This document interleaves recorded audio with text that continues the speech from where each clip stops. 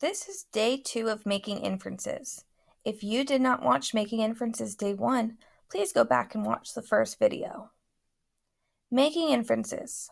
I can make an inference or draw a conclusion for an image or text. Yesterday we talked about what can make passages so difficult.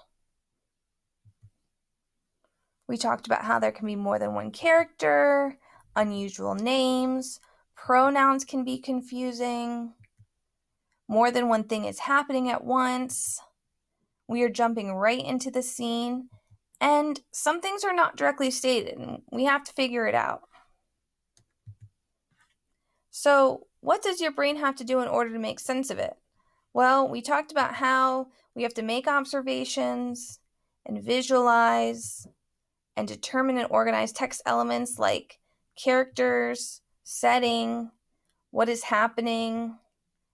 Ask yourself questions like who, what, when, where, why, and how.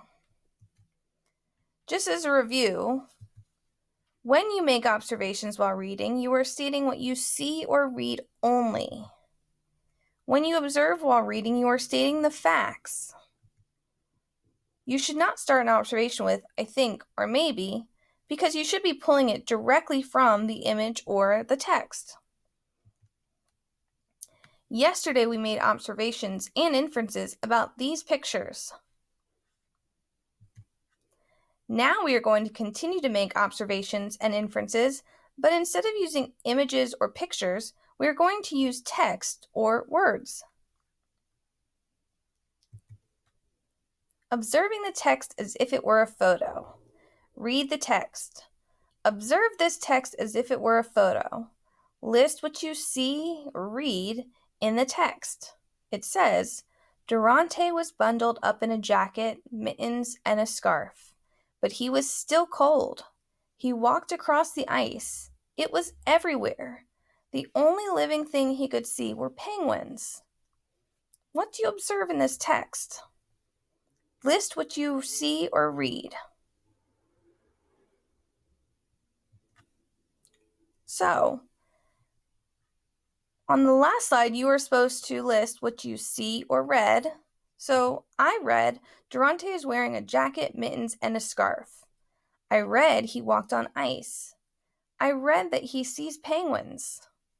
So, what do you know? What is your background knowledge? What do you think belongs in column 2? Well, I know people wear jackets, mittens, and scarves for cold weather. I know penguins live in Arctic habitats. So, based off what you read and what you know, what can you infer? Well, I can infer that Durante is visiting an Arctic habitat. During the Indianapolis 500, crew members must be always ready for anything. 4 crew members wait with air-powered wrenches and new tires. Wearing fireproof gloves and suits, the crew members dash to their stations. They wait for the air jacks to lift the car. As soon as the car is raised, the crew begins to take off the hot tires. The setting must be A, school, B, city, C, car repair shop, D, automobile racetrack. So I read Indianapolis 500 and crew members, air-powered wrenches and new tires. They wait for the air jacks to lift the car, and as soon as the car is raised, the crew begins to take off the hot tires. I also know that the Indianapolis 500 is a race, and that crew members change out tires during a car race. So I don't think the setting is a school or a city, but car repair shop, the passage does say car and tires quite often. But the last option, automobile racetrack, also seems like a good option. So I'm going to go back into the text and try to figure out what's the best answer. So again, it's talking about the Indianapolis 500, the crew members, they're wearing fireproof gloves and suits, they dash to their stations. So I think the best answer is automobile racetrack. I definitely think this is a race.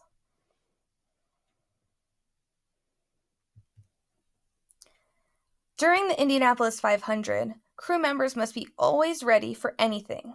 4 crew members wait with air-powered wrenches and new tires. Wearing fireproof gloves and suits, the crew members dash to their stations. They wait for the air jacks to lift the car. As soon as the car is raised, the crew begins to take off the hot tires. The crew must be A. Relaxed, B. Alone, C. Quick, D. Loud. Well, I read the crew members must be always ready for anything, that the crew members dash to their stations, and as soon as the car is raised, the crew begins. So I also know that dash means to move quickly. So I don't think the crew is relaxed or alone. Quick seems like it could be my possible answer. And I don't think loud. So based off my evidence from the text, I think quick is the best answer. Continue to the next task in Schoology.